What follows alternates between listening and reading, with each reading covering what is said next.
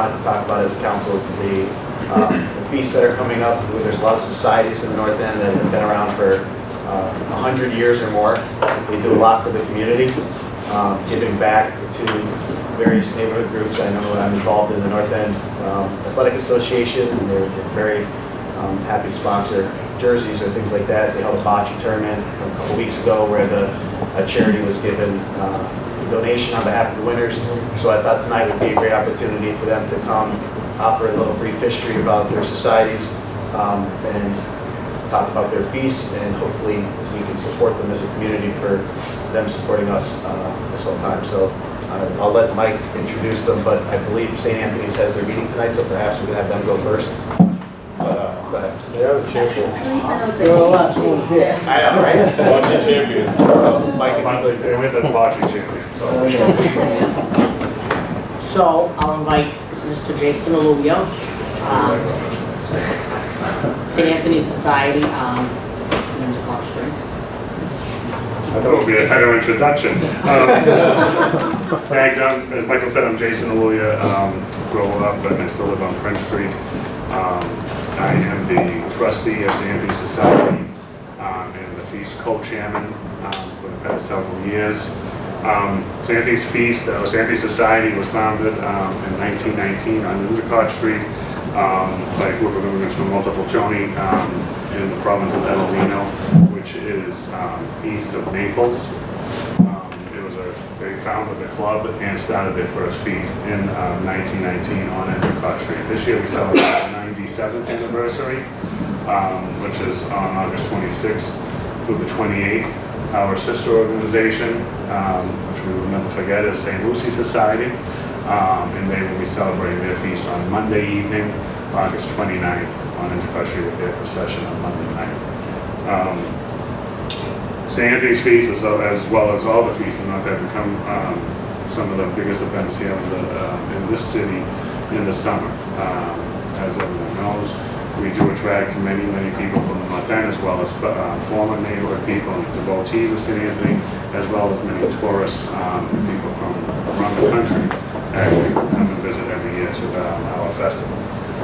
Just some facts for everyone. I know there's always some conversation in local blogs and some media about what the feasts do, who we are. We are a charitable organization chartered under the National Laws, Chapter 180.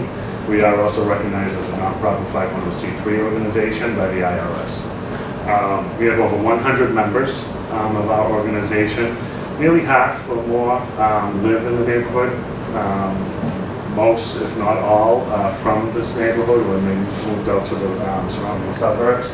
We'll come back. Tonight's our monthly meeting, that's why I asked to go first.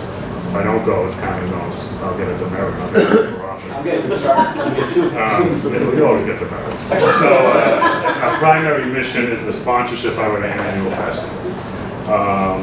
And on a side note, some people always ask why St. Anthony's Feast is celebrated in August, rather on his feast day in the Catholic Church for those Catholics in the know on June 13th.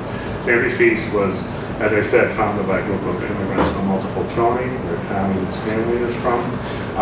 Their festival is celebrated, our festival is celebrated simultaneously with theirs on the last weekend of August. It's on the Sunday, the last weekend with the last Sunday of August. And they have been celebrating since 1688, if I'm not mistaken.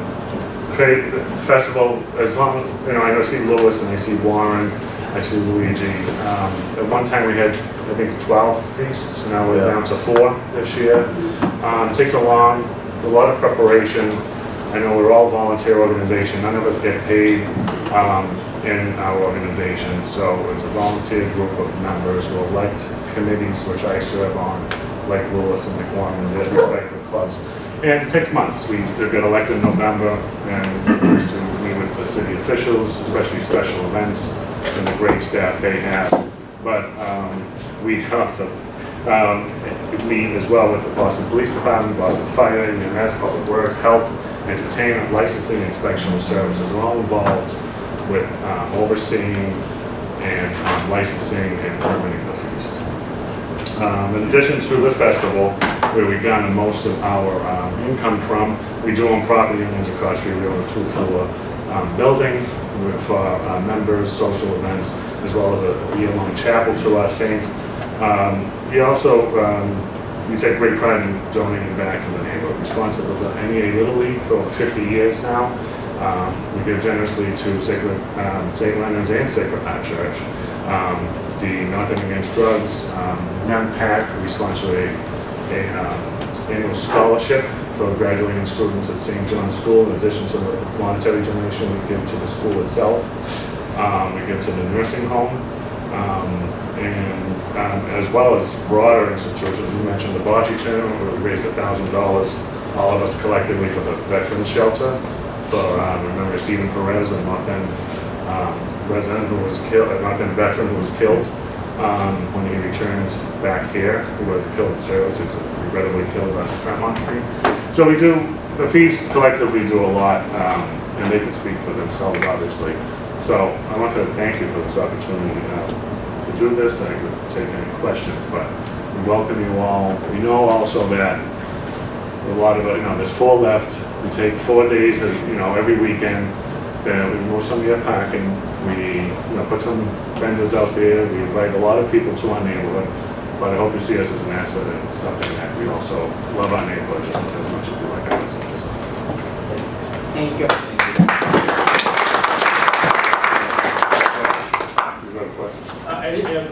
It's great feast. So my kids love the bouncy house. Yeah, the bouncy house, yeah. It's a pretty popular part of the Yeah, so, it was $3 a pop now, sorry. Well, you can buy a night-long pass for like 10. Oh, really? Go back and forth, and that's pretty good. Yeah, the last time it was a little too big for it now. Yeah, a little bit. I was just curious, are there any changes to this year's feast than as opposed to last year? For our festival, no. We're gearing up for our 100th anniversary, which will be in 2019, so hopefully planning special events for that. And I think a lot of us, we have traditional Italian American entertainment on the bandstand. You'll hear a lot of a Campari on our bandstand. We focus on our parade at St. Anthony's. We have 8 marching bands this year, so nothing out of the ordinary. We also have Filippo Berio, who has cooking demonstrations with Dragoni cheese, so come down for some free samples of olive oil, and maybe they'll give you some ricotta cheese too. Thank you very much. Thank you, Jason. Next we'll have St. Agrippina. They were here first. They are the first feast in August. Tell us a little bit about them. Warren Mustachio and Sal Rosamondo.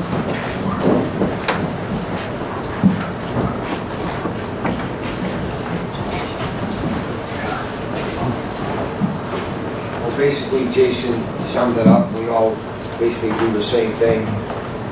We love our neighborhood. We've been here. Our feast is 103rd year. One of the oldest ones.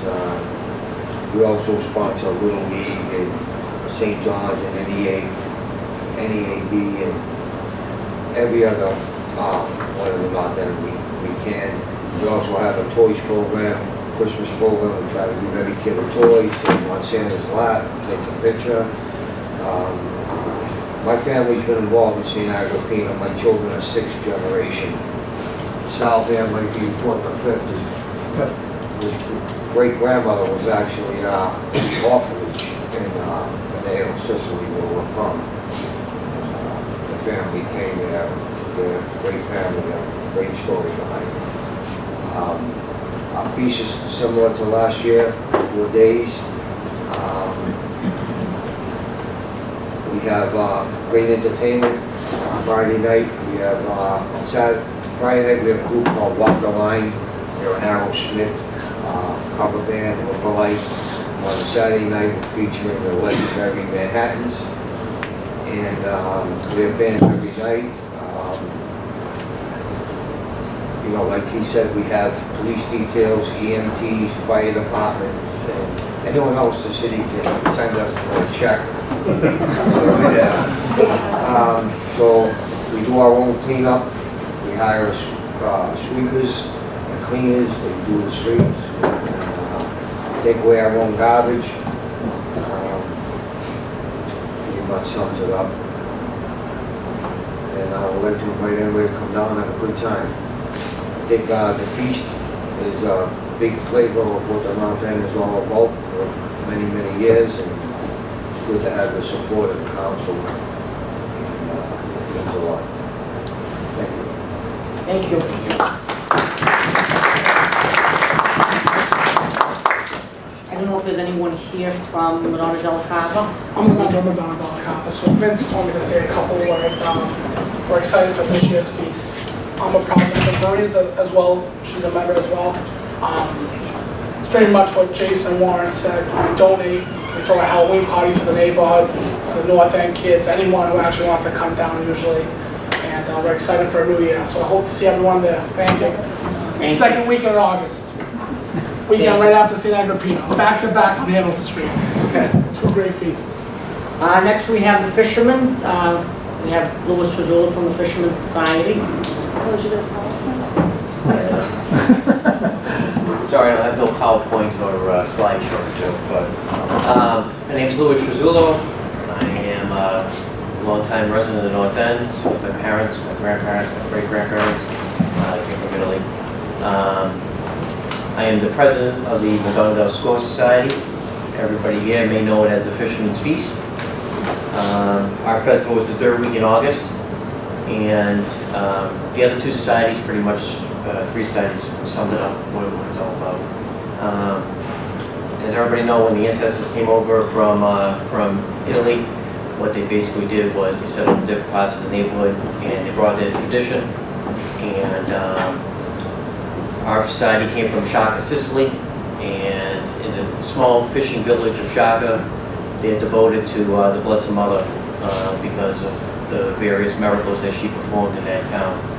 And one of the biggest ties to the North End of Boston and to the old North End of Boston was the fishing industry that used to be down on Commerce Street, which unfortunately is no longer there anymore.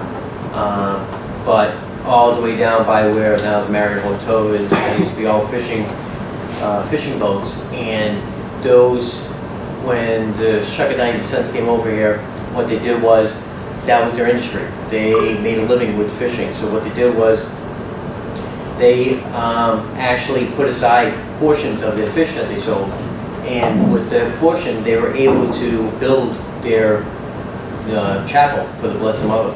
And that's how they made a living, was not only by selling fish to provide for the family, but they wanted to bring their religious tradition here. So that's what they did. And now you get the young generation like myself, we carry this, and with a 4-day festival, on the opening day, we take the festival back down to the waterfront. We do a procession down there, and unfortunately, there's no boats there, we still remember all the fishermen that were lost at sea. We do a couple of memorials of members or people in the neighborhood that passed away that were affiliated with the society. And then during the course of our festival, we conclude with the famous Flight of the Angel, which I'm sure most of you are familiar with. It's a very unique tradition, and it was started way back in the 1920s. One of our longest living angels, who's in her 90s, lives on Fulton Street in the Asonia home, Anna Campo. But that's one of our biggest traditions, and none of this could go on without the support of the North End and of course the council. It's our tradition, but it's also the flavor of the North End. It's a religious tradition, and we are devoted to the Blessed Mother, and we're very supportive of the North End as well. We give back with the church, we give back with the schools, we give back with NEWNC and various other organizations that send us letters. Our goal and mission is not only to keep this feast going and our devotion to the Blessed Mother, but to also keep our ties with the neighborhood that we love the most, which is the North End. And fortunately, we were blessed with a great hall downstairs, which we open up to the neighborhood. That if birthday parties, a lot has been taken away. We all know, we talked about it, the CZ Center's gone, big halls like that. We're one of the largest halls in the North End, and we give back, we're helping out with meetings and stuff like that. So, and as far as everything goes with the city, everything is kept by the guidelines of the city. Fire detail, health permits, city detail, EMTs, you name it, we have to provide it. So we're all aboard with everything the city needs to keep us going, especially with the trash, and any support that the North End can give us to help keep this tradition going, we take it as well. Like I said, we're all from the same flesh and blood, especially with the neighborhood, and we will do our best to keep our tradition going and to tie in with the North End, the neighborhood that we love the most. So thank you guys for inviting me to lecture all you guys on our society and our tradition. But I guess any place I could talk, I like it. So thank you, Phil. Louis, quick question, and Yes, I should have probably asked Jason and Dave, Luigi and Warren, but you guys have a head count on, because it's great, we love it, it's great feast and great festival, just a head count of how many people come in during the... It's hard to take an exact head count. That's why It's like almost, it just keeps on going. It's flowing. I mean, we estimate about maybe 20 to 30,000 people. Over the 4 days, or for... No, throughout. I mean, Thursday nights are slower night, but we have Friday, Saturday, and Sunday, and they just keep on. It's kind of like a flowing thing. No one really actually stays except for the entertainment, but they just keep on going. So I mean, you know, it all ties in. I mean, they leak out from our processions on the Hanover Street, and they help out all the restaurants as well. So we do estimate around like 20 to 30 that keep on flowing through in the course of the feast. So, yeah. If I can answer anything else, please. I have a quick question. Yes, sure. How did they pick the angel? So the flying angel, it's an honor bless on the daughter of a member, and if we don't have a daughter of a member, it would then fall into the granddaughter, and then it will fall into the niece, and so on. And someone double checks those flyers and I'm actually one of the people that are up there on one of the sides. Yes, we double check, triple check. We do actually a practice run on the Tuesday night. We do a practice run. But yeah, it's a member's daughter that usually does it. One year, way back when the first angel was actually a boy. Yeah. So, but now it's a member's daughter. So it's a good tradition. We hope to keep it going. Yeah. Anything else? No? Thank you again for having me. Yeah, and I just want to, we all heard about all the different feasts tonight. They do a lot for this community, so please support them back and try to get to these feasts and show them that we're glad that they're here and we care about having them in this neighborhood to carry on the traditions. Just to give thanks to the various organizations that came tonight. Feasts are a vital part of our neighborhood. They connect us to our heritage, tradition, and culture. Any way that you can support them, greatly appreciate it for all of them. Thank you. Okay. Unless there's any issues that anybody else wants to raise tonight that you feel need to be addressed, then I can adjourn this meeting.